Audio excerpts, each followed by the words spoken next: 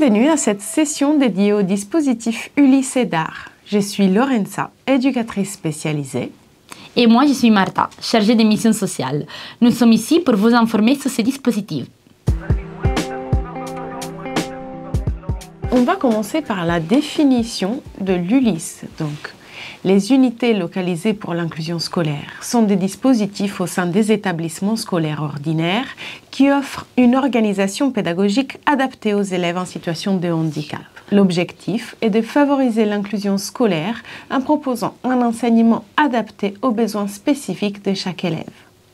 Concernant le fonctionnement, il y a un effectif réduit, généralement entre 7 et 12 élèves.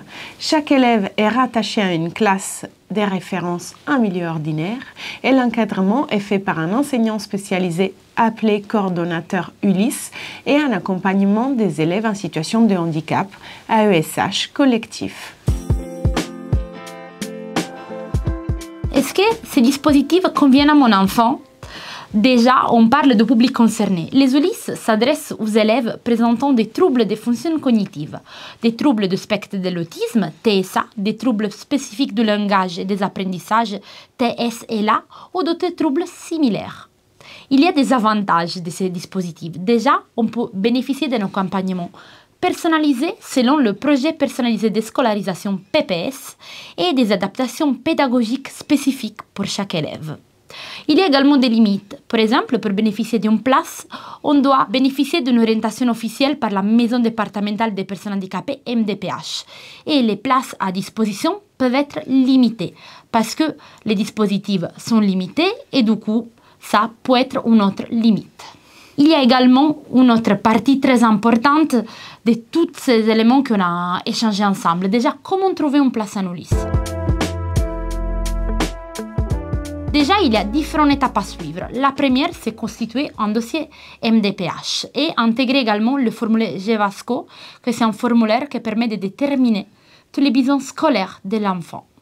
Il y a également l'évaluation des besoins des enfants qui est faite par une équipe pluridisciplinaire. Et après, on a la partie où on détermine si un enfant il bénéficie ou pas d'une orientation. Et cette orientation est déterminée par la Commission des droits et d'autonomie des personnes handicapées au sein de l'MDPH. Une fois qu'on a une place libre pour un enfant et que l'enfant a son orientation donnée par l'MDPH, on a une affectation dans un établissement disposant d'un Ulysse par les services de l'éducation nationale. Quel est l'objectif des dispositifs Ulysse?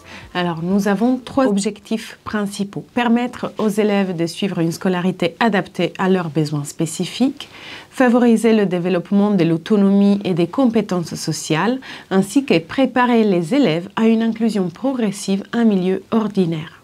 Maintenant, nous allons passer au deuxième dispositif que l'on va voir aujourd'hui, donc le DAR.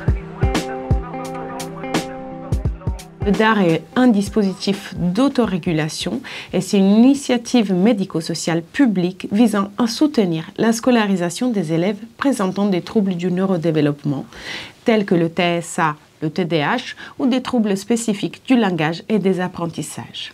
Concernant l'approche pédagogique, le DAR est basé sur l'autodétermination pour encourager l'autonomie et la confiance en soi. Au sein du DAR, ils sont utilisés des méthodes cognitivo-comportementales pour aider les élèves à gérer leurs émotions et comportements. Et concernant le fonctionnement, les élèves sont intégrés en classe ordinaire et bénéficient des soutiens ponctuels dans une salle dédiée à l'autorégulation. Et que le DAR, il peut convenir à mon enfant? Du coup, le public concerné sont des enfants présentant des troubles de neurodéveloppement tels que le TSA, le TDAH et d'autres troubles spécifiques du langage et des apprentissages ou d'une déficience intellectuelle. On a des avantages, du coup un accompagnement personnalisé et progressif, le développement des compétences sociales et de l'autonomie. On peut également voir la collaboration entre les enseignantes et les professionnels de médico-sociaux, mais il y a également des limites, une coordination nécessaire et efficace entre les différentes intervenantes et on a une disponibilité très variable des places selon la disponibilité des dispositifs d'autorégulation dans les différents territoires. Comment demander une place en DAR? Déjà, on a différentes étapes à suivre comme dans le cas de l'Ulysse. On doit demander auprès de l'MDPH et doit également inclure une évaluation des besoins de l'enfant. On doit recevoir une proposition d'une place de DAR par la CDAPH. Et on doit recevoir la validation de la mission par l'équipe éducative de l'établissement concerné. Et après, une fois que l'enfant il pourra intégrer le DAR, on aura l'élaboration d'un projet personnalisé en collaboration avec les enseignantes et les professionnels de médico-sociaux.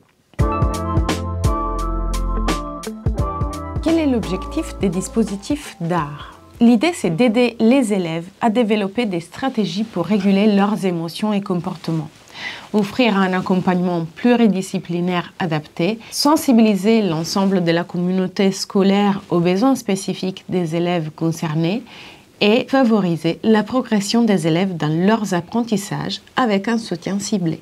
On vous remercie pour votre attention. À la prochaine!